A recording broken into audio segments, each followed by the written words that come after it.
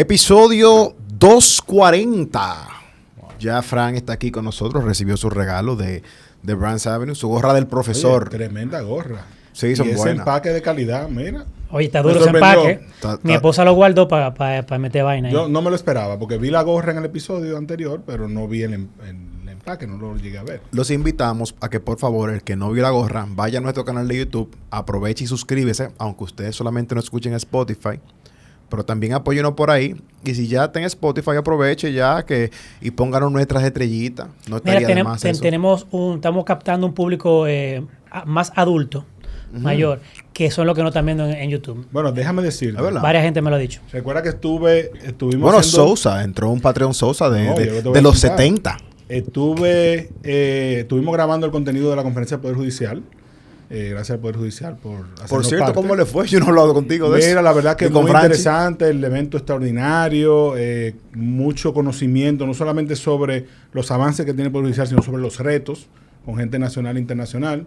Grabamos 3 entrevistas muy buenas, que espero que la gente las pueda ver. Nice. Pero me sorprendió que estuvo ahí una oyente nuestra, que yo no me la esperaba, que es Mari Fernández, que es esposa también de Pancho Álvarez, del bufete Hedrick Rizig Álvarez y Fernández. Tío de Franchi. Tíos de Franchi. Ok. Y ella estaba ahí por el evento, obviamente, una gran abogada.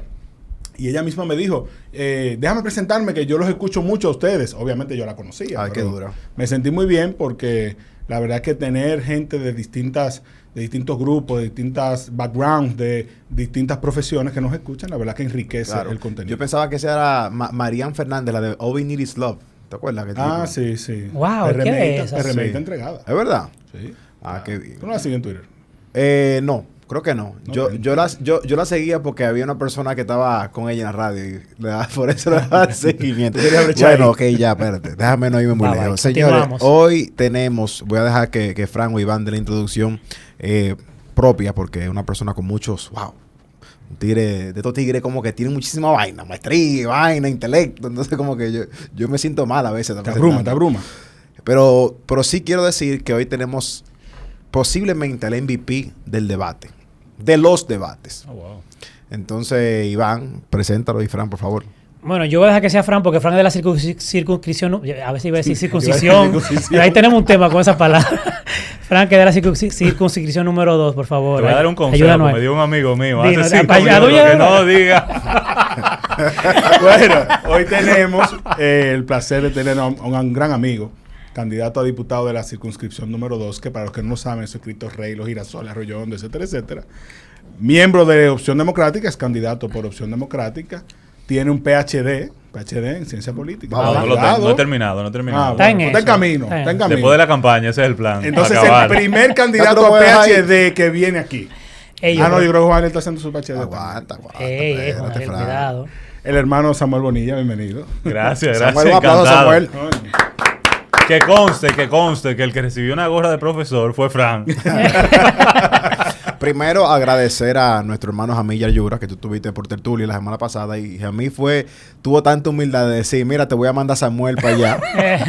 Y sabiendo él que este episodio va a salir primero, aunque obviamente los enfoques son totalmente diferentes. Estoy segurísimo. O sea, que por cierto, no he escuchado el último episodio de Jamil con el de con Alberto. Radical Total. Sí, Radical Alberto Total. Vargas. Alberto Vargas. Tengo que tirarme ese. Por otro lado, Samuel, tú y yo no conocemos, que tú me estabas preguntando. Cuidado. Claro Cuidado lo que vas a De decir. la universidad. Mide Sí. tus palabras. Yo no estaba en la universidad contigo, tú estabas en la PUCA, pero yo tenía amores con una de tus... Efectivamente, con una amiga. Exacto, Claro. con una amiga que gracias a Dios encontró un esposo. Sí. Un tipazo. Un tipazo, Un buen amigo. pero seguro. También. Yo lo miro y le digo, O yo, sea, que gracias a wow. Dios no se casó contigo. ¿No? Sí, No, exacto, sí. Eso era lo que él quería decir. Muy buena ayudarla. muchacha, muy buena muchacha. Cuando yo veo el esposo que tiene, yo digo, wow, mira, de verdad que tuvo suerte. Dios la salvó. O sea, yo soy bueno, pero es que él es demasiado duro. Ok, sí. Mujeres, no se vayan a Aquí estamos en la confundir. expectativa de ver cómo Una tú vas a buena arreglar. familia. Cambiemos el tema, porque creo que la va a cagar en cualquier momento. Déjalo Cambia ahí. el tema. Déjalo ahí. El punto es que nos conocemos desde la época de la universidad. Y Muy que bien. tú eras, siempre me decían, las compañeras tuyas, porque conocía a varias, que tú eras el tipo no solamente más inteligente, sino que tú tienes una facilidad para prepararte, porque esa promoción tuya, amanecí estudiando y tú que tenías una facilidad decían ellos, de no amanecer, de no durar tanto estudiando, pero como quiera tú rompías. El Faichan es bueno. No era yo, era el grupo, No, pero esto verá que yo reconozco eso en algunas personas, sobre todo que estudian economía. ¿Por qué será? Gente que es capaz como de coger problemas muy complejos y explicarlos de una manera sencilla o llana. Bueno, los economistas viven de los modelos, que literalmente es eso, es tomar casos extremos para poder ilustrar posibles escenarios de la realidad, como para facilitar la realidad es muy compleja. Entonces, la competencia perfecta, o un caso de monopolio es el otro extremo. Y entonces, ¿qué pasa en esos escenarios? O sea, ¿quiénes son los actores? ¿Cómo se comportan? Entonces, el problema es que eso también pudiera llevar a mucho reduccionismo. Las etiquetas yo creo que hacen mucho daño, y hace mucho daño en países donde la academia es débil. Ok, simplificar en extremo, tú quieres decir. Claro. O sea, en las etiquetas cabe todo. Y aquí en la política eso se ve. Aquí una persona con poder instala una narrativa y se reproduce. O sea, antes de decir, bueno, pero ¿por qué? O ¿por qué esa etiqueta? Mira, de repente no es esta, es otra. O, perfecto, y eso corre. Y entonces de repente tú eres lo que sea que digan que tú eres. Claro. Sí. Y más ahora que hay tantos fake news. O sea, Y más ahora que hay tanto tanta fake news. facilidad de propagar informaciones falsas. No, y de gente. tanto dinero en el medio. Una de las cosas que para mí llama la atención en estos procesos es que antes de tú llegar a una información relevante, tú tienes que ver mucho disparate. O ni siquiera, me retracto, muchos ads. Disparate. Mucha información. No todos son disparates, pero definitivamente no es lo que tú andas buscando. Entonces tú tienes que recorrer, darle swipe. Entonces, hasta cierto punto, la verdad hoy está monetizada. En gran parte. O por lo menos lo que debería ser la verdad. Sí, y por eso yo creo que es súper... Y mire, yo vuelvo y lo digo siempre, la educación es fundamental. O sea, nosotros tenemos que formar ciudadanos críticos que sean capaces de ir más allá de la superficie, de escudriñar, de hacer preguntas. O sea, eso es la fiscalización. Tú aprendes a fiscalizar en la escuela. Tú aprendes a fiscalizar siendo un niño. O sea, aprendiendo a coexistir en entornos donde la gente no necesariamente coincide. Y eso no es malo. O sea, en mi caso yo voy al Congreso. Yo soy de un partido nuevo. Evidentemente yo no coincido con todo el mundo, pero eso no significa que yo no me puedo sentar a trabajar con ellos. O sea, mi trabajo es empujar proyectos que van a beneficiar a la República Dominicana. Y esa es mi vocación. Una cosa es mi propuesta en campaña y otra cosa es lo que yo voy a hacer cuando llegue al Congreso. No porque yo sea dos personas diferentes, pero porque cuando tú llegas a un espacio colegiado, ¿verdad? El punto es, esto es lo que yo traigo sobre la mesa, eso es lo que tú traes sobre la mesa, entonces vamos a negociar. Y vamos a tratar de que todos ganemos. O sea, vamos a dar pasos. Claro. Y entonces yo salgo a vender esos pasos de avance. Samuel, antes de entrar de lleno contigo, para conocerte a ti y tu propuesta, para los que no han escuchado, me gustaría saber, ya que tú fuiste muy destacado, por lo menos en el grupo de nosotros, en el Patreon, donde tú saliste como el más votado, como el que mejor desempeño tuvo, me gustaría saber qué te pareció el debate presidencial, solamente ese. Quiero saber no tu análisis, sino más bien quién tú crees, te hago la misma pregunta que le pregunté a los patreones, quién tú crees que tuvo el mejor desempeño y quién tú crees que fue quien más ganó. Mira, yo voy a comenzar al revés, porque al revés es más fácil. Okay. Yo creo que quien quedó de último fue el presidente. Okay. Y de repente eso no es sorpresa para mucha gente, no porque yo sea de un partido de oposición, sino porque el presidente evidentemente tiene la de perder en ese debate. En adición a eso, yo creo que a él no le fue bien. Él no se notaba preparado. Yo no vi a un presidente de la República diciéndole a la audiencia por qué él debía seguir. O sea, él hablaba de una realidad y no era la realidad, no es la realidad que nosotros vivimos. O sea, él decía el país va bien y por eso seguimos haciendo, pero cuando tú sales al territorio, y sobre todo yo ahora que soy candidato y estoy todos los días en distintos sectores de la circunscripción 2, que es Arroyo Hondo, Cristo Rey, Girasoles. Exacto, muy bien. Estoy atendiendo.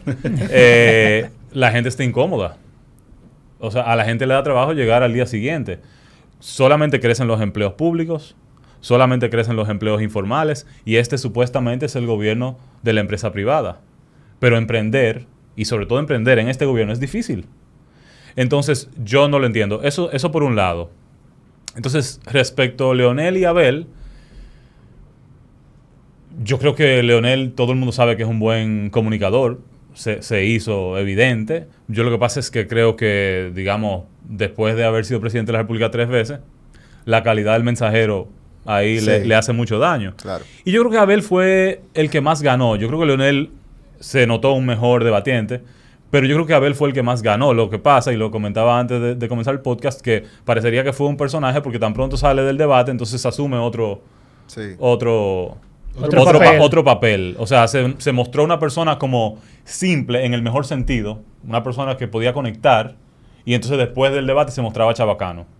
Subió un disparate de reel. Entonces, nada, yo creo que ahí se hizo evidente la necesidad de perspectivas nuevas. Yo escuché a alguien decir que aquí lo que se está peleando es quién va a conducir el vehículo, no en qué dirección va el vehículo. Y yo creo que más importante que la velocidad es la dirección. O sea, la pregunta que deberíamos hacernos nosotros, todos los dominicanos, es si esta es la dirección en la que deberíamos ir como país. O sea, ¿qué país queremos ser en 20, 30 años? Y yo no creo que la respuesta estaba ahí en ese debate. Es mi parecer personal. Yo creo que el debate fue poco democrático. No porque no estaba Virginia, sino porque no estaban todos los demás candidatos y todas las demás candidatas oficiales, porque yo vuelvo y lo digo, yo no creo que hay candidaturas de primera y candidaturas de segunda. Yo creo que hay candidaturas. Y la ciudadanía tiene que decidir cuáles para ellos son las mejores candidaturas. Y en ese sentido, ¿tú crees que hacer un debate alternativo como el que hicieron los que no fueron invitados al debate de Ángel, le sumó? ¿O se vio más como, tú sabes qué, vamos a aprovechar esta coyuntura y vamos a ver qué sacamos de ahí? Bueno, ahora yo te voy a hablar como militante de Opción Democrática. Yo creo que Virginia demostró de lo que ella está hecha. O sea, yo creo que ella tuvo un muy buen performance en ese debate. E incluso, lo que me quedé pensando mientras la veía era, wow, o sea, qué bien le hubiese ido en el otro debate. O sea, hacía falta. Porque no solamente es tu visión, es la ejecución, es el delivery. Claro.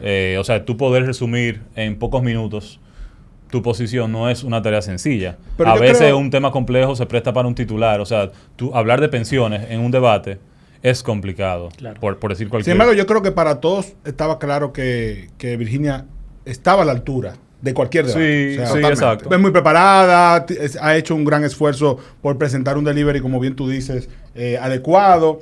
Pero la pregunta viene porque al tú colocarte con los demás, que en realidad tienen otro tipo de agenda, yo creo que ella gana. no sé si eso le sumaba o no. Yo creo que cuando tú eres candidato, tú también, y sobre todo candidato de un partido pequeño, que apenas nació hace 1 año y medio, Sí. al margen de la historia, que es más larga que eso, cualquier espacio... Nació legalmente, digamos. Exacto, cualquier espacio es importante porque no somos una marca reconocida. Entonces yo creo que es importante lograr asociación Sí. de marca, cara. Estoy de acuerdo. Todo el que vio ese debate sabe que existe una candidata presidencial que se llama Virginia, que tiene una visión distinta al de las voces establecidas. Entonces ya esos son posibles votantes. O sea, yo creo que ella gana, sin dudas, pero creo que hubiese ganado más estando en el otro. Digo, y eso no le toca a ella. Yo creo que hace falta un árbitro más fuerte y por eso en parte el proyecto de ley que yo presenté, que es una de mis propuestas, habla de la Junta como organizador, no como moderador. Porque, a ver, ahí la gente también como No que a puede ser veces... juez y parte.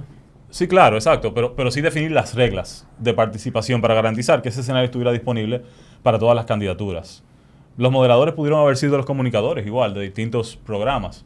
Y los venues podían haber sido las universidades, que de nuevo yo creo que es uno de los actores ausentes en todo este proceso. Yo creo que a este país le hace falta la academia.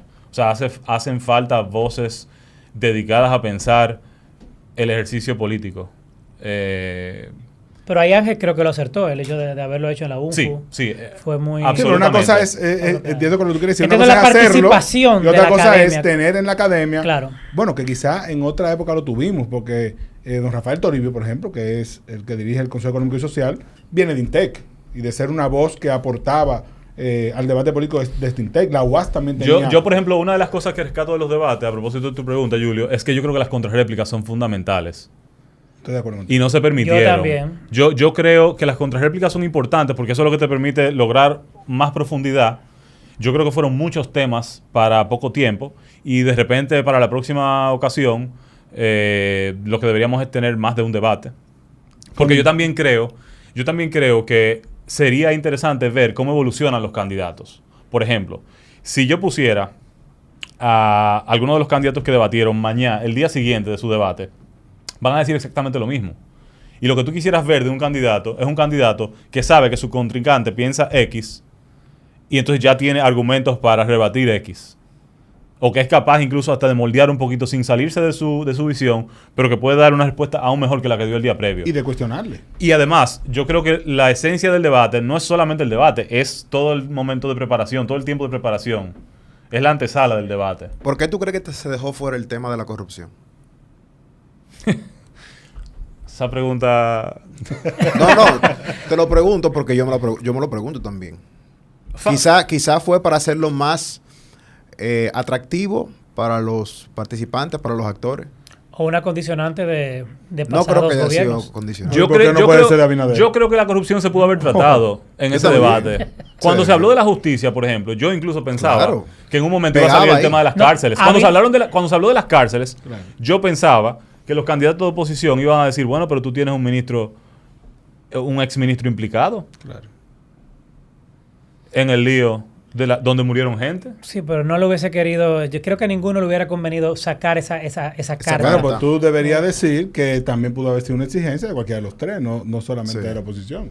Creo que la Claro, oposición porque- hubiera tenido más que perder que el No, presidente. pero en realidad En el tema de único- corrupción, hay que ser honesto. El único que podía exigir algo, si hubiese exigido, asumamos que no lo exigió, ¿verdad? Era el presidente. Claro, pero no se planteó. Es que también, y eso es lo que dice también Julia. ese escenario, yo creo que se manejaron bien en cuanto al trato que se brindaron. Fue muy Los decente. nosotros, Sí, fue sí, muy claro. decente. Creo que lo hubiera dañado. No también. lo estoy condenando. Pero yo no me creo que gustaría tratar verlo. ese tema necesariamente implica degradar el No, nivel del no, debate. no, estoy de Porque acuerdo. es que lo que está en juego cuando tú asumes un gobierno es la gestión de los Claro. recursos públicos. Pero claro. O sea, Completamente. lo que pasa es que yo quisiera que la discusión diera por hecho de que son personas honestas. O sea, y por eso a mí incluso el discurso de nosotros somos honestos, a mí no me gusta. O nosotros somos honestos. O sea, porque parte de lo que deja mucho de desear de este gobierno es que este gobierno hace exactamente lo que criticaba de los gobiernos anteriores. Entonces, ese discurso de que yo soy bueno y tú ¿En qué eres sentido? malo. ¿A qué te refieres? Bueno, yo vivo en Arroyo Hondo. El gobierno se robó la paz de Arroyo Hondo en el día de ayer durante varias horas con una caravana que no suma absolutamente nada. Pero eso lo hacen Que es todos un los derroche de partidos. dinero. Bueno, pero que no. Tú te vendiste como el cambio. El punto no es justificar. Lo que está mal hecho, está mal hecho. Pero Ustedes lo no que pasa hacen es que ya es un tema de ustedes- campaña, no de gobierno. ¿Ustedes no hacen caravana? Nosotros no hacemos caravana. Me gusta eso. No, ojo, yo estoy en Me contra de la gusta. caravana. Y yo me pregunto a mí en nunca serio- me ha gustado la caravana. Las caravanas son una rastrería. Lo que pasa es que él está Y un hablando de atraso. algo del gobierno cuando eso ya es un tema de partido. O sea, eso- El gasto en a la gente le publicidad gusta que eso. tanto criticaban lo superaron con creces. La nómina pública también. La nómina pública solamente ha crecido. Y además, eso no te lo digo ahora, cuando entraron al gobierno entraron muchas personas que no tenían experiencia de Estado, que venían del sector privado, que el discurso de entrada era, tenemos que achicar al Estado, tenemos que recortar gastos, y de repente tenemos que gastar más, tenemos que gastar más. Sí, ahí hay poca... Entonces, Entiendo. no sé, yo no veo, yo sí veo, digamos, como una onda privatizadora, que no necesariamente era la onda de alguna de las gestiones del PLD, o sea que eso sí es como distinto. Y eso es peligroso, porque parte del problema de la República Dominicana, y no es un problema solo de la República Dominicana, aunque eso no lo digo como para justificar, es la exclusión, los niveles de exclusión que genera la República Dominicana. O sea, aquí este es un país de contraste donde tú tienes casas súper acomodadas, mansiones, y al lado de la mansión hay un barrio. Y el que vive en la mansión no sabe lo que pasa en el barrio, y la gente que vive en el barrio no sabe lo que pasa en la mansión.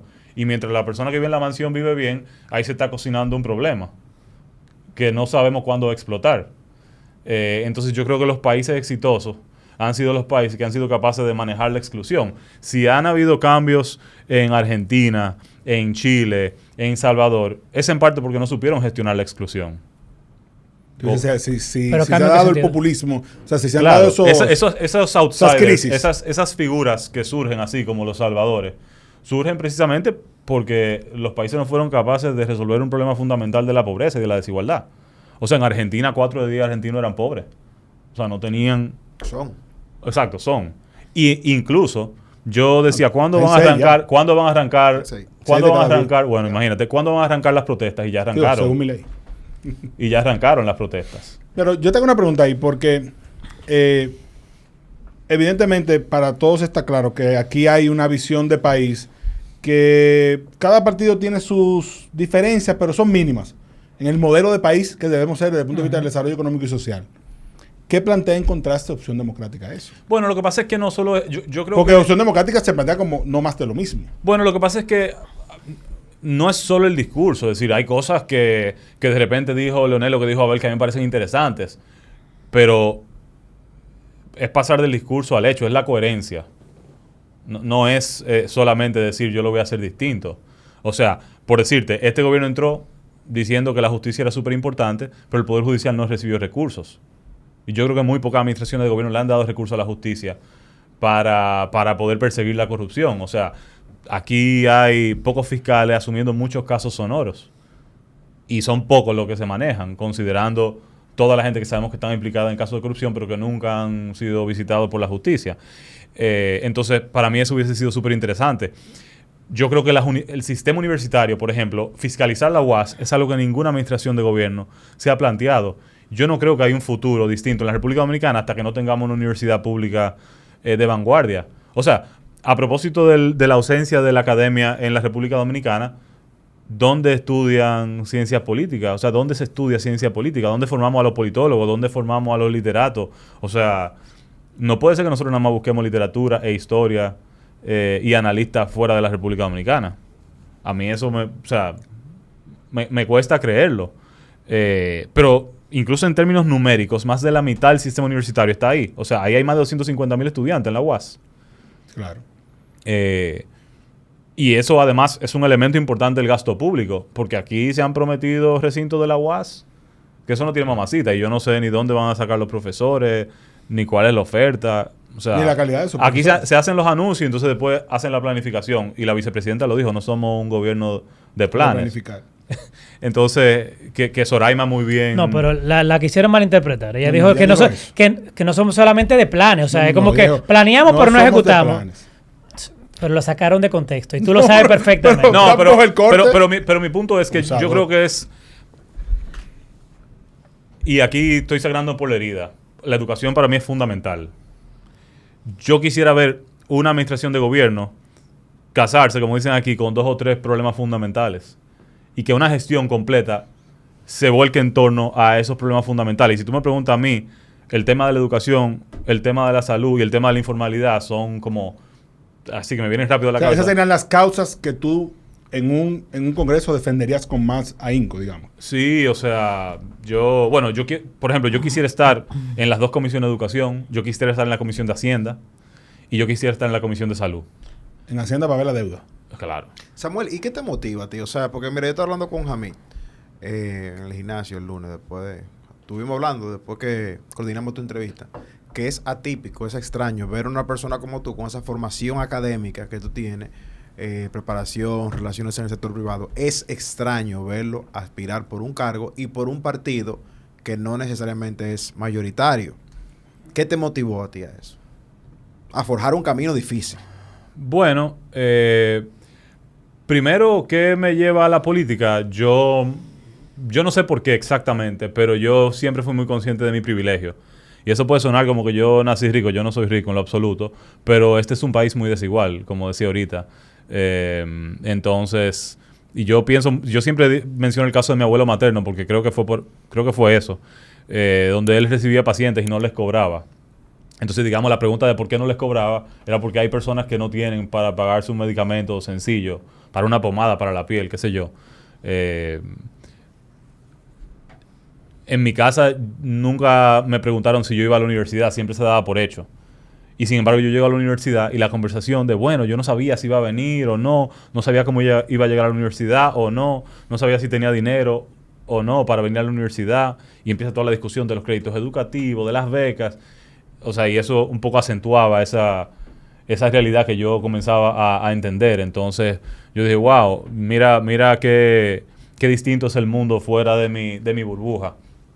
Y yo me sentía bien conociendo a todas esas personas. O sea, yo entendía que yo me enriquecía conociendo de la cotidianidad de esas otras personas. Y la política me permite eso, me permite aproximarme al territorio. Entonces yo creo que la política tiene que girar en torno a la gente. Entonces, ¿por qué yo hago política? Porque yo creo que la pobreza y la desigualdad no son normales. Y yo creo que son el producto de las decisiones que se toman en los espacios políticos. Entonces Entonces, ¿por qué Opción Democrática? Bueno, yo decido participar en la política ya en un momento en que yo veía al PLD, digamos, mostrar indicios como de... ¿En qué año más o menos? O en el 13, 14. Temprano. Antes de eso no hubo ningún... Pero no dejaste gobernar, Danilo. No. Exacto. Un año. No, y efectivamente faltaban 6 años para que el PLD saliera del poder. Pero yo notaba mucho disgusto, yo notaba una debilidad institucional que me preocupaba. Tampoco me sentía identificado con el PRD en esa época, aunque, y le hice el cuento a Hamid en su podcast. Primicia. Bueno, en el podcast de Hamid yo lo dije por primera vez, yo creo que nunca lo había dicho. Cuando muere Peña, en el 98, yo tenía 10 años y en el Listín Diario apareció la cara de Peña Gómez. Tú sabes que era una portada mucho más grande que la que es ahora. Claro. Y era las 2 páginas completas. Y yo cogí la cara de Peña Gómez y la puse en la puerta de mi habitación. Yo no sé por qué, porque yo era un muchacho, yo no... Iván y yo éramos locos con Peña.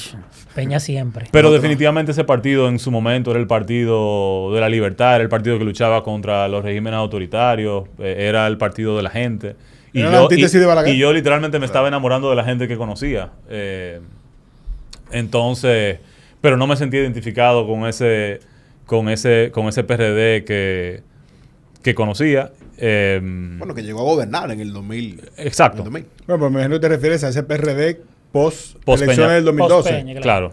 Pero lo quiero saber, antes del 2012, ¿no hubo ningún intento tuyo de participar en la política? Bueno, yo apoyé a Minú en el 2010, a su campaña de reelección. Estando en el PLD. Pero yo nunca me sentí, ni sentí afinidad con el PLD, incluso le decía Sal. Okay. La sal. Le decía a ella Sal. Ah, ok. Que se salga del PLD. Que salga del PLD. Ah, Yo entendí que tú le decías que sal. tú eres la... No. que hoy en día todo el mundo le dice así. No. ¿Cómo así? De verdad. ¿Dónde le dices? Yo nunca he oído eso. Hay una sal ahora. Porque coño. ¿Cuál sal? No, entonces no, la verdad que no. Y cuando yo decido participar, yo digo, bueno, no tengo dónde. Y ya yo había coincidido con José Horacio, ya yo había coincidido con Minú. Bueno, ella salió en el 2014, en mayo del 2014. E incluso inicialmente en ese momento yo dije, yo voy a aspirar a una diputación, sin saber. Y empecé a armar un equipo. Y tuve varias reuniones con un equipo. Y pocas semanas después nos reunimos y dijimos, bueno, vamos a soltar eso y vamos a armar un proyecto nacional. Y nos tomó, bueno, ustedes conocen un poco el recorrido, pero la intención era participar inicialmente en las elecciones del 2016 y a nosotros nos niegan el reconocimiento en enero del 2016, o sea, pocos meses antes de las elecciones. Pero por suerte ya Alianza por la Democracia, el partido que encabezaba Max Puig en esa época, había accedido a ir aliados a nosotros y que todas nuestras candidaturas irían en su boleta, incluyendo la presidencial. Pero eso es muy agridulce porque Opción Democrática nace como algo fresco. Era una imagen en esa época todavía más... Y Max Puig era todo menos fresco. Bueno... No, es verdad. No digo nada malo. O sea, eso le cabe a Julio. Pero dicen que le sé. No. Un saludo a Tania, a su hija. No, déjame... Yo no hice si él es serio o no es serio. Déjame decirte una cosa. Me parece un hombre serio. A propósito dije que no era fresco. A propósito de la ausencia de la academia, si hay un tipo, un analista inteligente, brillante, interesante, es Max Puig. Es un gran político. Sí, claro. Ese tipo es digno de estudiar. Sí, claro. Es una persona admirable. Medio ambiente, ¿verdad? No, él ahora mismo está en la Él fue- Comisión él Nacional fue. de... Consejo Nacional del Cambio Climático. de Cambio Climático. Dije fue. Fue ministro de Es Medio un Fue señor- ministro de Trabajo también. Ese tipo nos supera. Es un señor, un adulto. Él debe tener más de 70 años. Sí, claro. Es la persona más joven que yo conozco. Demente, tú quieres decir. Sí, claro, con 75 años. Te lo creo. Pero te ha cogido Hace- tú con más Puig. Hay algo ahí. Dios mío. Hace ejercicio o sea, es una persona bien interesante.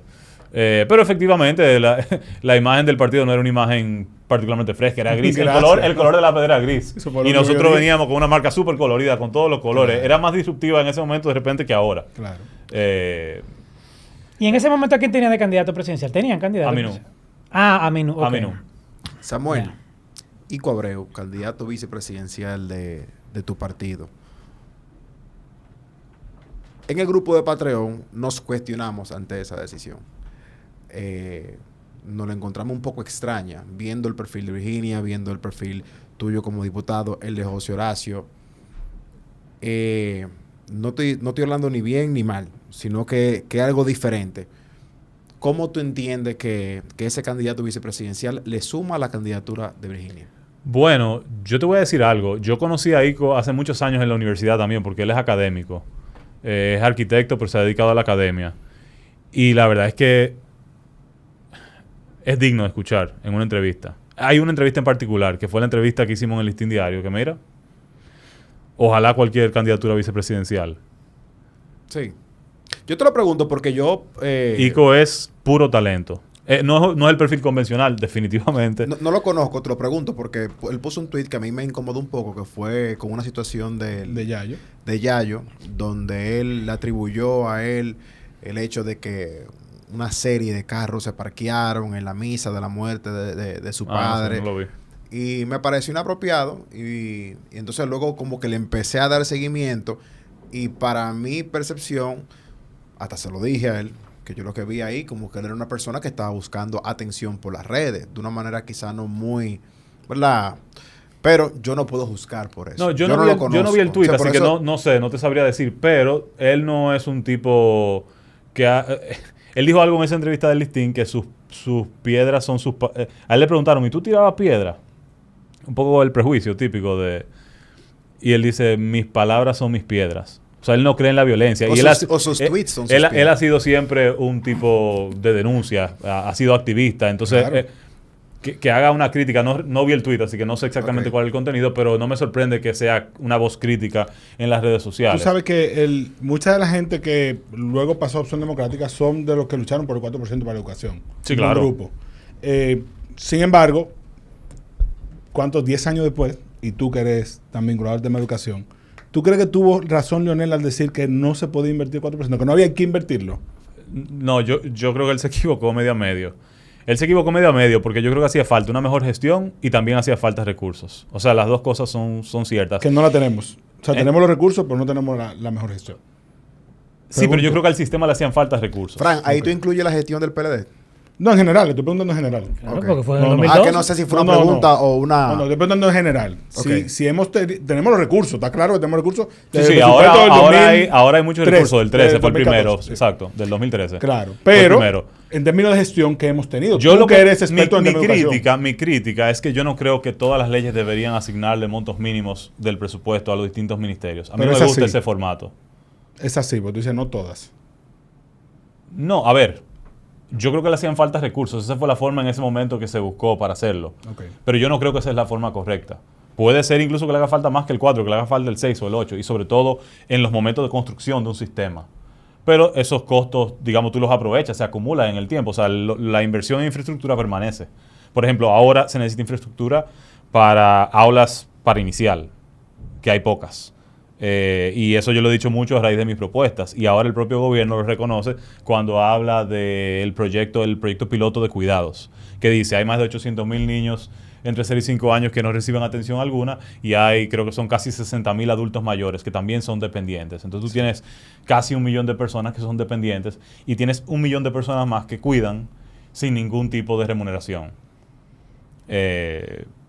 Y la mayor parte de esas personas que cuidan son mujeres. Entonces, tiene una carga desproporcionada sobre la mujer. Claro. Entonces, me parece súper interesante que el gobierno ahora asuma ese discurso de cuidados. Es más del Ministerio de la Mujer, que es otra crítica que yo le hago al gobierno. Hay luces así, aisladas, pero no hay una visión cohesionada. O sea, yo no creo que el discurso de cuidados es un discurso del presidente. ¿Pero has visto un avance en la educación en este gobierno? No.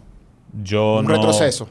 Yo no veo avances. O sea, yo creo que incluso el que celebren esos puntos mínimos de PISA te habla un poco de la mediocridad de los hacedores de política pública en materia de educación. Yo creo que celebrar eso le hace más daño al país.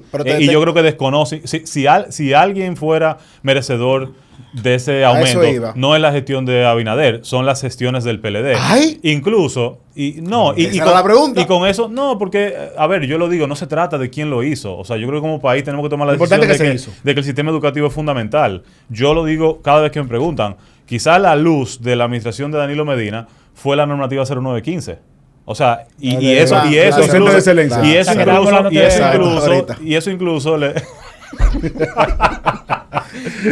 incluso yo creo que el primero que se la ha llevado. Es duro, Samuel. Después todos los otros creen que de verdad sabemos.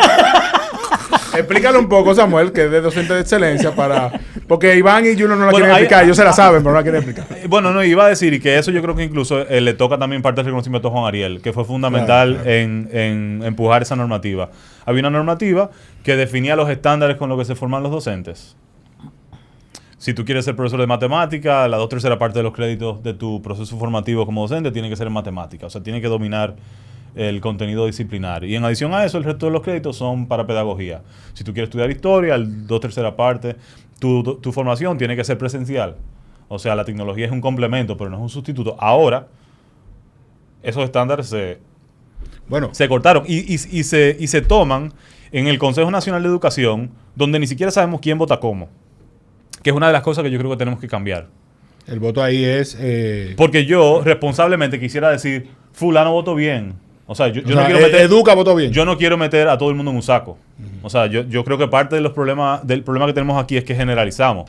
O sea, yo no coincido con el PLD, pero eso no quiere decir que en el PLD no haya mucha gente buena. Yo no coincido con el PRM, eso no quiere decir que no haya gente talentosa en el PRM. Y así sucesivamente. E idealmente, esas son la gente buena que terminan coincidiendo, por ejemplo, en un congreso. Y podemos tener un mejor congreso. Entonces, a raíz de esta normativa, se crea un programa de docentes de excelencia. Y la primera camada se gradúa precisamente entrando este gobierno. Y primero no querían ni siquiera permitir que tomaran el concurso de oposición docente, lo estaban boicoteando. Y de repente toman el concurso y son quienes sacan las mejores notas. Y tú dices, wow, funciona. Vamos a darle para allá. O sea, vamos a empujarlo. O sea... Pero ahí te hago, porque entiendo que el tema de educación es una de tus causas más importantes. Sí. A pesar de eso, o sea, quitan la 0915, quitan el concepto de formación de docentes de excelencia, pero del 2020 para acá tenemos 40,000 profesores nuevos en el sistema. Bueno, es 8,000 más que vienen. Entonces, ¿cómo?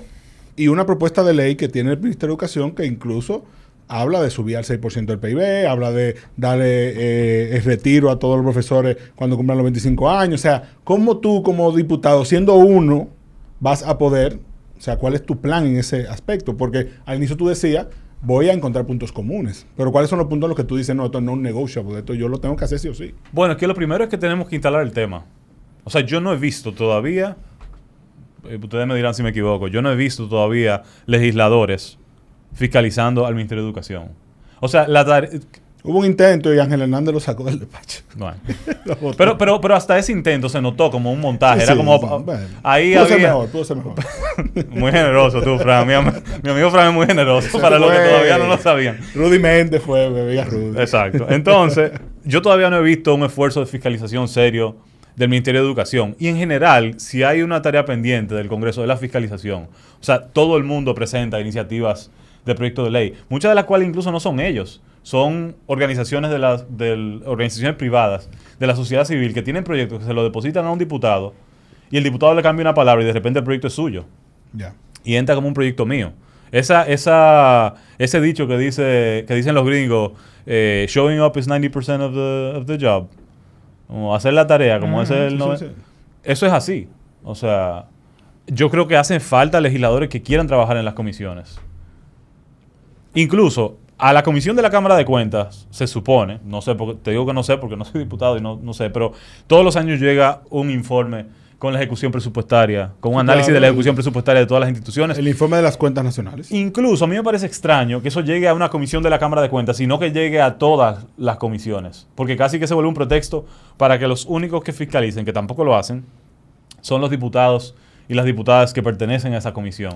Entonces yo creo que lo primero es instalar el tema. Lo otro es que yo creo que hace falta normalizar la interpelación. O sea, la interpelación, si tú eres servidor público, no puede ser vista como una cosa extraña. Si tú eres servidor público, a ti no te debería molestar ir al Congreso y decir, así estamos usando los recursos.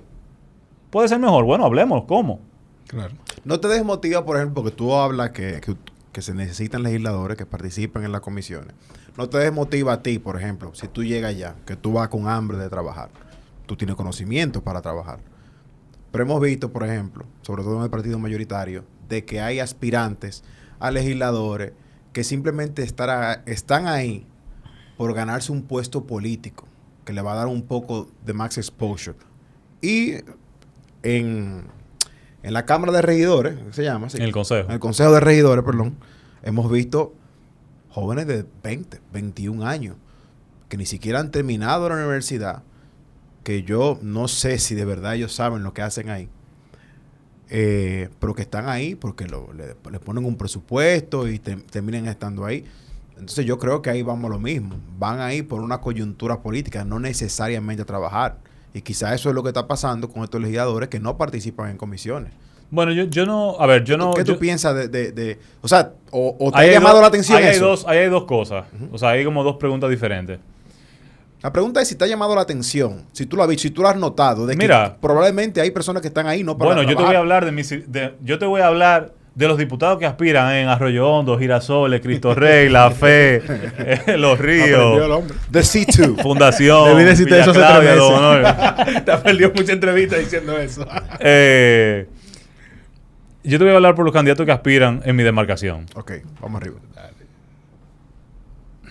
Pacheco, el presidente de la Cámara de Diputados, tiene un camión que anda dando vueltas diciendo: si votan por mí, agua gratis. Un camión de agua en un país donde no hay agua potable. Otro candidato oficialista anda resolviéndole problemas médicos por 6 meses a nombre de la Cámara de Diputados. Y hay otro candidato del oficialismo que anda prometiendo pensiones. Ellos no tienen que llegar al Congreso para saber, o no tienen que seguir, dependiendo de quién sea, para saber que no están ahí buscando promover un mejor país. O sea, la forma de hacer campaña te habla mucho de quiénes son. Entonces, definitivamente, a ver, yo quisiera pertenecer a un mejor Congreso, pero con ellos yo también tengo que trabajar. Claro. Y voy a trabajar con la mejor de las intenciones. Que eso no le quepa duda a nadie. Porque no es personal, es político. Claro. Eso es importante. Y yo no ando legislando para mí. Incluso yo siempre lo he dicho, lo decía al principio, yo creo que, y alguien me lo preguntó recientemente, quizás la cosa que yo más agradezco, y no sé por qué es el caso, es mi característica que más aprecio en mí mismo, es mi capacidad de, o por lo menos hago un esfuerzo consciente de removerme de mi privilegio. O sea, uno idealmente, hay una teoría que se llama la teoría del velo de la ignorancia, en la filosofía política, que esencialmente tú deberías tomar decisiones no sabiendo en qué situación está el beneficiario. Tú no sabes si eres tú mañana el que está en la peor de las posiciones, entonces qué tipo de estado tú quisieras de ser ese tu situación. Si tú tomas decisiones pensando que tú estás en la mejor de las situaciones, entonces es muy fácil tú tomar decisiones que lo que van es a beneficiarte a ti, a más nadie. Entonces, en cuanto a los candidatos que no tienen edad, mira, yo apoyé a una candidata que votó por primera vez y marcó su cara. O sea, ella con 18 años, la candidata más joven de toda la contienda, se llamaba Charlene Razón. Y yo creo que ella hubiese sido una digna representante de Fundación, uno de los sectores más olvidados de mi demarcación. Y ella asume la tarea. ¿Olvidado o que no lo conocemos? Yo no lo conozco. Bueno, Julio, tú no sales de la... No de la circunscripción número 1. Tú no sales de Bellavista. Eso es como cuando te dicen los límites de Julio. Yo soy ruso. ¿Y dónde en Rusia tú vives? Y nada más conozco la capital. Es un viaje. No. Eso queda justo antes de llegar a los Girasoles. Es un sector que no tiene calles.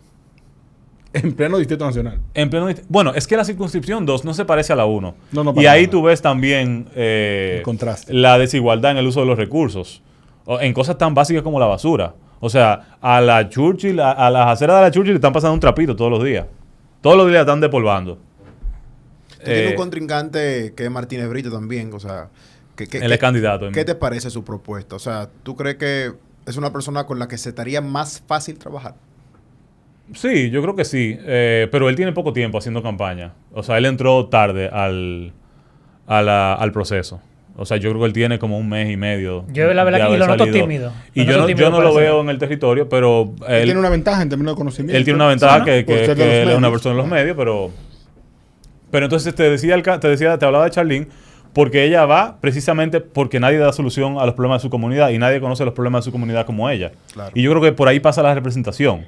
Obviamente, en un mundo ideal, todas las personas que aspiran, y no lo digo por ella, son personas con capacidades técnicas también, que cuando se sientan a legislar sobre una problemática, pueden generar piezas legislativas robustas. Pero yo también creo que al Congreso hay que dotarlo de capacidad técnica. O sea, en vez de tener 685 millones de pesos de ayudas sociales que el presidente de la Cámara maneja de forma discrecional, yo creo que sería interesante que los diputados y las diputadas puedan contratar técnicos.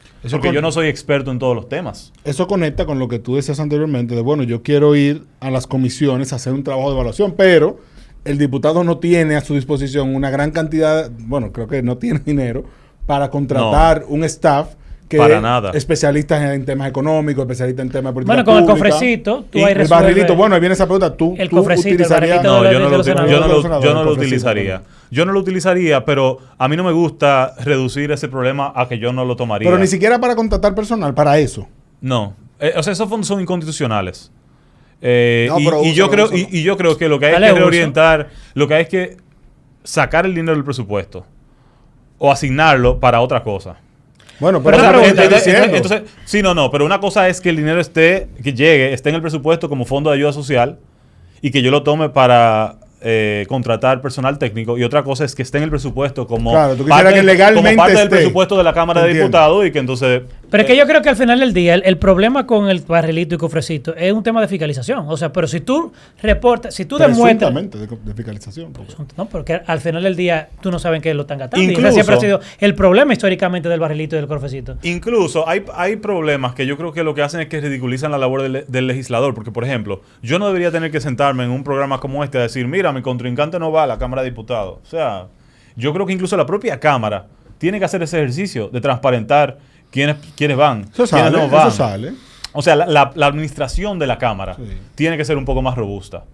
Tiene que descargar a los legisladores. Digo, pero debo acotar ahí que eso, lo que pasa es que el sistema de información legislativa hay que saber navegarlo, ¿verdad? Porque tiene muchos documentos, mucha información, y claro, tú encontrar quiénes participaron en una sesión es complicado, ¿verdad? Llegar ahí. Pero lo digo no como tener bases de datos, sino tener de data cruda. Claro, porque, tú tener infografías. O sea, yo creo que tener la data cruda es importante, pero presentar para que ya la gente pueda digerir cosas como más terminadas, para que la gente sepa. Porque el interés es... Es una asignatura pendiente que tenemos para aterrizarle, hacer digerible esas informaciones, porque la verdad que es denso y no todo el mundo puede... O sea, es como que es un monstruo aparte. No me interesa, yo confío en ti y voto para que tú me representes, pero inmediatamente voto por ti. Ya se desliga la gente de lo que... Y la verdad es que, y te lo digo por mi experiencia viendo a José Horacio, si tú haces el trabajo, tú no das abasto. O sea, formalmente tú solamente puedes pertenecer a 4 comisiones permanentes. Pero vamos a poner un caso aleatorio. El contrato de Aerodom. Eran 80 páginas más 700 anexos. Claro. El que se sienta a leer eso no tiene tiempo para otra cosa. No. Y yo quisiera que mis legisladores se sienten a leer el contrato. Entonces, por eso es fundamental, o sea, y por eso yo creo que la apuesta nuestra es crecer para empezar a cubrir todas las comisiones. Inicialmente teniendo una persona en cada comisión. O tener un grupo que pueda cubrir todas las comisiones, aunque no tengamos legisladores en todas las comisiones. Pero eso sería... Cambiando un poquito el tema, porque no quiero que se acabe la entrevista sin que hablemos de eso. ¿Qué pasa con Opción Democrática después del 19 de mayo? Porque, te hago la pregunta por esto. Es un gran reto para Opción Democrática mantener y obtener escaños siendo un partido minoritario y teniendo obviamente limitaciones de financiamiento y demás. O sea, cuando va aliado a un partido mayoritario es otra cosa, pero siendo, y lo veo valiente de parte de ustedes haberlo hecho así, y lo reconozco, no deja de ser un gran reto post 19 de mayo. La idea de poder quedarse sin una curul es una realidad. ¿Qué pasa en términos de ustedes como organización política? Porque ustedes tienen un gran talento joven. La verdad es que en los debates Samuel brilló como el MVP, como tú dices, pero Nicole Pichardo lo hizo extraordinario. También. La de Santo Domingo Este, que no recuerdo el nombre, la circunscripción 1 o 2, creo que era. Toribio. Stacy Toribio también vi gran parte de ella, lo hizo de manera extraordinaria. El señor de Santiago. Oye, Samuel, a Nicole le fue tan bien que nos dejó en sin a nosotros. Tienes que hablar con Nicole, sí. No nos respondió. Le fue tan bien el debate. Que le escribí y me dijo, oye, mira esto de que pienso Nicole. ¿Qué pasa después del 19 de mayo? Independientemente del resultado de pero yo creo que ¿Cómo que? Yo no sé si es un anuncio, lo mejor está por venir.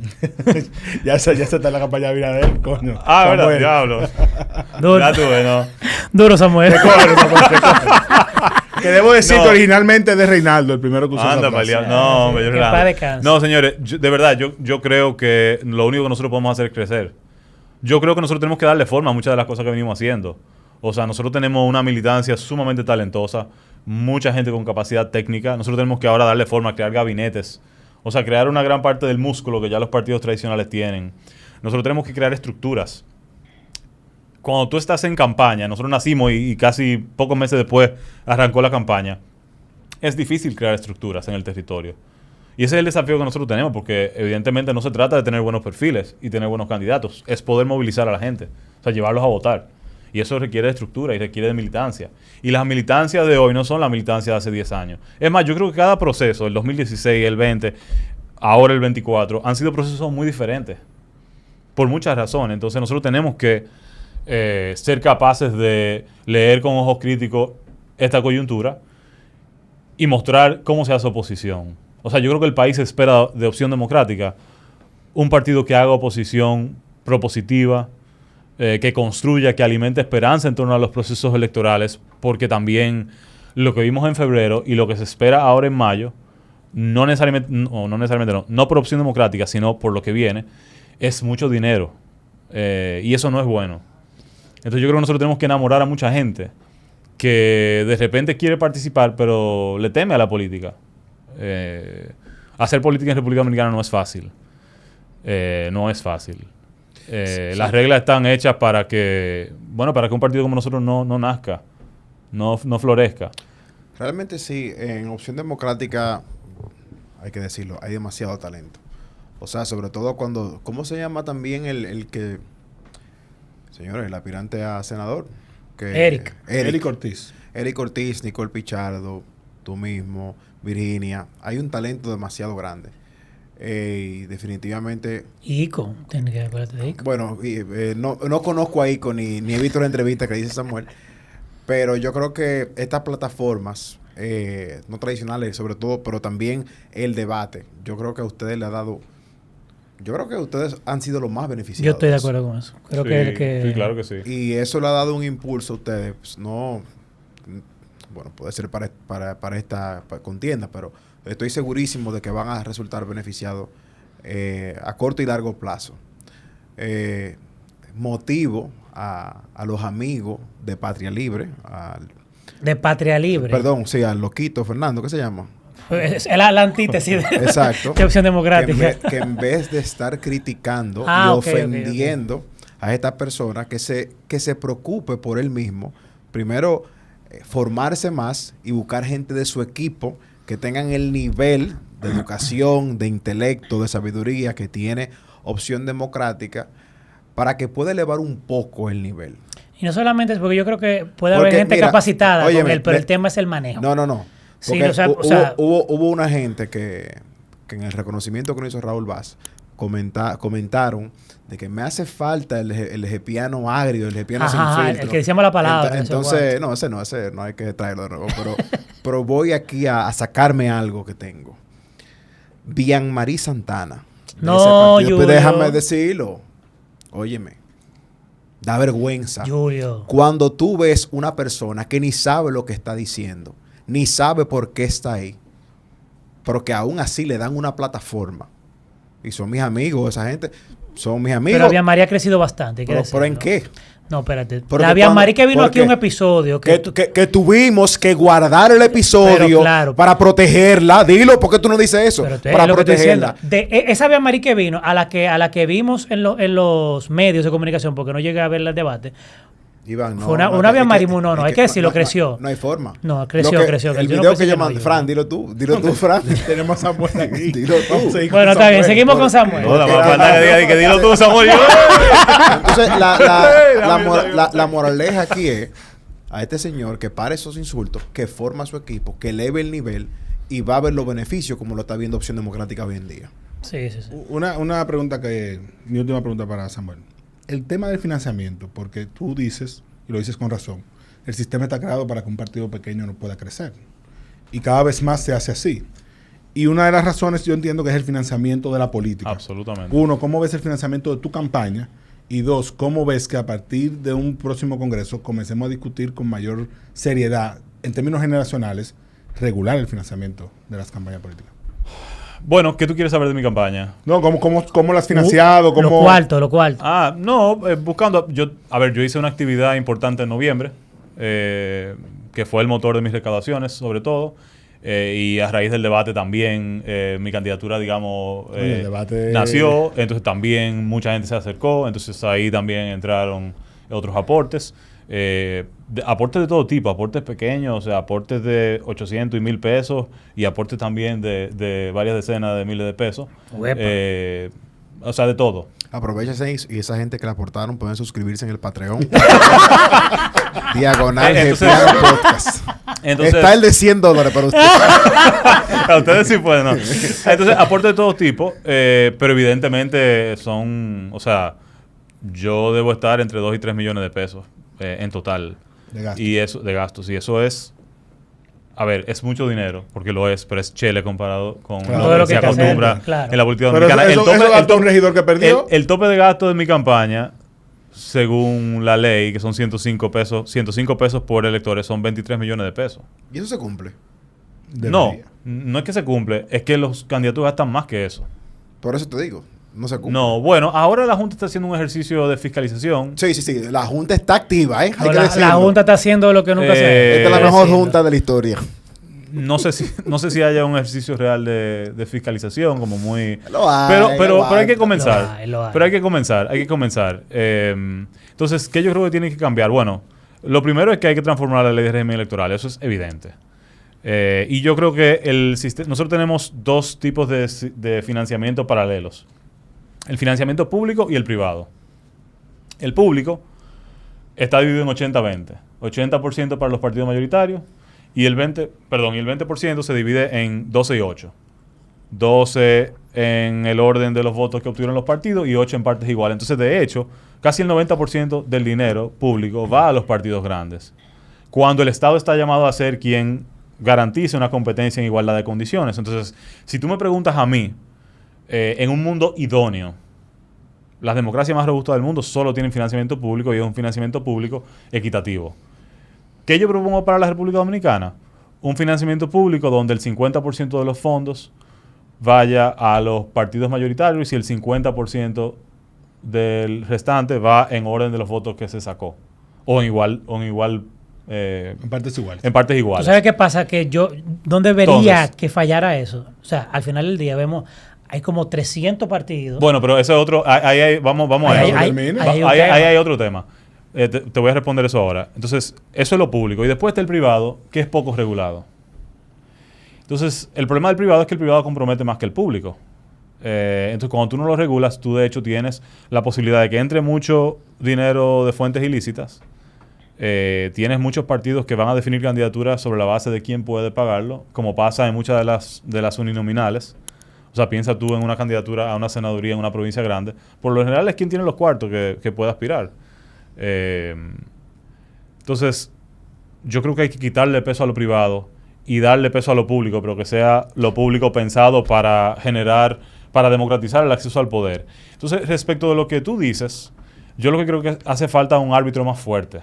Porque aquí hay muchos partidos que no representan nada, que no representan a nadie, y que existen porque en algún momento algún jeque político firmó un papel. Pero aquí este país ha visto pocos casos, se pueden contar en una mano, en los últimos 20 años de partidos que nacen cumpliendo Señores, que son una limpieza. con los requisitos de la ley. Partidos que salen, que buscan firmas, que abren locales, eso no se ve. Bueno, Son partidos sangre, que nacen chupa en torno, sangre. por lo general son partidos que nacen en torno a los partidos en el poder. Pero ha sido sobre todo en estos últimos años. Sí, sí. Tú dices No, la fuerza, pues, tú dices claro. la fuerza. Yo- fuerza del No, pueblo. la fuerza del Vamos a pueblo. buscar 2012-2020 cuántos partidos nacieron que no cumplieron. Sí, a mí, o sea, Lo que te quiero Versus decir, lo que ha hay- pasado en los no últimos lo Mira digo, los partidos, no lo digo señores. porque sea una administración u otra, pero la realidad es que aquí yo no tengo problemas con que haya muchos partidos, siempre y cuando representen. Si tú me preguntas a mí, si vemos los partidos que genuinamente representan segmentos de la población, de repente Pero son claro. 8 o 10. Señores, el PRI, dime del PRI. El PRI hace mucho Bueno, que pero debió el de ser- PRI no nació ahora. Es Es lo lo que que- te quiero decir. O sea, lo que quiero que me entiendas es que venimos de un modelo anterior donde muchos partidos nacieron y se han mantenido. ¿Por qué? Porque siguen cumpliendo. Logran un diputado, logran una alianza. No, y lo los que partidos sea. grandes incluso canalizan Eso hay votos. que Cuando revisar. ellos se Claro. desgastan, ellos ven eso como una válvula de escape. Claro. Incluso nacen en un momento porque un presidente dice, bueno, si me pasa algo, yo quiero una ruta de escape. Y tú tienes un PNVC que era un desmembramiento del reformismo. Tú tienes así... Pero todo eso es pre-2018, Sí, eso es- ley de eso es historia partido. O sea, patria. Sí, sí. eso lo heredamos todos ahora mismo. Entonces yo creo que es importante validar el disgusto que siente el ciudadano por el financiamiento público, porque cuando tú ves la calidad de los actores, tú dices, bueno, yo no quiero que le den un peso a los partidos políticos, pero yo no creo que podemos pensar en los procesos electorales en términos del costo, porque peor que tener partidos políticos que hagan un mal trabajo es no tener partidos políticos, no tener democracia. Ah, no, claro. Y yo quiero en este momento hacer como un llamado a quienes nos escuchan para hablar de la necesidad de dividir el voto en estas elecciones. O sea, lo que se ve ahora es un escenario donde el partido de gobierno lo quiere controlar todo. Incluso hablan de una posible reforma constitucional. ¿Ustedes se imaginan una reforma constitucional, una reforma fiscal en manos de un partido que controla el 70% del Congreso? Que hablan así como alegremente de que van a tener 30 de 32 senadurías. Lo siento, pero yo no quiero reforma constitucional ni reforma fiscal o sea, Ni siquiera para que vuelva Danilo. discutiéndose. Para quitarle nunca jamás a Danilo. No, es que no. mira, eso tenemos que traer a alguien aquí para hablar de eso, porque él nunca jamás de Danilo se va desde que hablan una reforma constitucional. Automáticamente. O sea, cuando hablamos de reforma fiscal, Y eso lo habilita. Sí, claro. cuando hablamos de reforma fiscal, Y habilita a Abinader para más periodo. cuando hablamos de reforma fiscal, yo quiero, o sea, el futuro del país pasa por el Congreso que podríamos tener. O sea, aquí nos quejamos del costo de la vida. Pero mientras no tengamos bienes y servicios públicos, la vida va a ser súper costosa. Porque si no tenemos bienes públicos, servicios públicos, significa que tenemos una gestión de gobierno que no está haciendo su trabajo. Y que vamos a estar pagando por colegios privados, por clínica privada, por agua de camión, por un guachi, etcétera. Entonces, pero si tenemos un Congreso que lo controla todo, aquí no hay un préstamo que vamos a frenar. O sea, Eso es verdad. no va a ser posible frenar un solo préstamo. Bueno, está Guillermo Moreno, por suerte, que dijo que no va a legislar por líneas partidarias. Deje de reírte, Samuel. Pero porque no va a hacerse nada. No, porque yo... Samuel. Bueno, Samuel, danos una última... nosotros, no sé si tú lo has escuchado, pero es probable que no, porque en Opción Democrática como que no nos escuchan. No somos muy queridos ahí.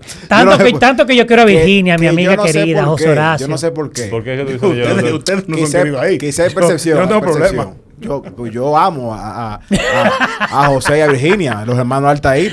Yo me crié con ellos y su hermana en mi casa, básicamente. Bueno, pero en fin, una recomendación, Samuel: libro, podcast, película, serie, telenovela. Ya me la pusieron incómoda, pero yo iba a decir, vamos a recomendar el piano. No, pero adelante.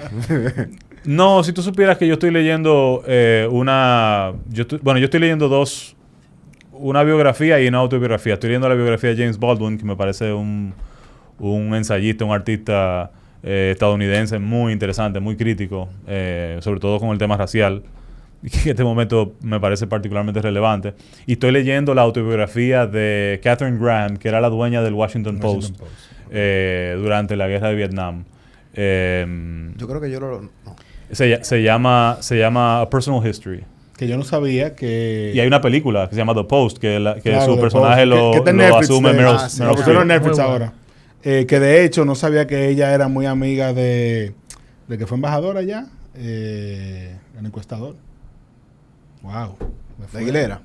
No, ¿Que fue embajador dónde? en Washington. Nuestro. Sí. Bueno, fueron muy amigos. Hubo su par de fiestecitas y vaina. ¿Ven? Ok. Que hay un artículo muy interesante sobre el rol de Oscar de la Renta como gran embajador dominicano en esos círculos. Te lo voy a mandar. Habla justamente de eso, de los encuentros con ella. Bueno, su papá era un hombre de medios. O sea, ella nació en una vida Sí, claro. de lujos y Ella lo demás. heredó. Ese es el post. Ella lo hereda, exacto. Samuel, Eh, y para las chicas que te están viendo, ese pelo, esa... Hombre que- casado, Tiene un anillo, Ah, tiene un pero anillo ahí. Tiene Pero un para que te anillo. Feliz- sigan en tus felizmente. redes. Ahora sí. Déjame Arroba, acabar. arroba Samuel Bonilla B. Arroba Ya Samuel saben, Bonilla a B. las Que no Lucía, cae en su la gancho. Friné. Cuidado. Ay, Dios mío. Te dice su cuentecita y Ya, Samuel, lo grande es que gracias. esas mujeres son locas con Yulo a pesar Sí, de eso. eso no tiene más. Increíble Él la tira al esa medio, vaina. pero ella sigue. Le dan más problemas, pero son locas con él. No hemos No, tenido un resumen de nuevo después de, No, de la ni lo ataque. van a hacer. No, pero de verdad, súper agradecido No, agradecido del a tiempo. nosotros. No, gracias a ti, Samuel, de verdad que sí. En la casilla 29. Casilla 29. En la casilla 29, ahí me encontrarán el 19 de mayo. Yo creo que si ustedes votan en la casilla 29, no importa dónde voten, van a votar por candidatos y candidatas que apuestan a la gente, que van a trabajar para que tengan educación de calidad, salud de calidad, para transformar el sistema de seguridad social. O sea, yo creo que esos son los temas fundamentales. Sí. Garantizar empleos con mejores salarios. Todo eso pasa por la casilla 29. Y que recuerden, los que viven en Arroyo Hondo, los que están lejos son ustedes. ¿Qué pasa?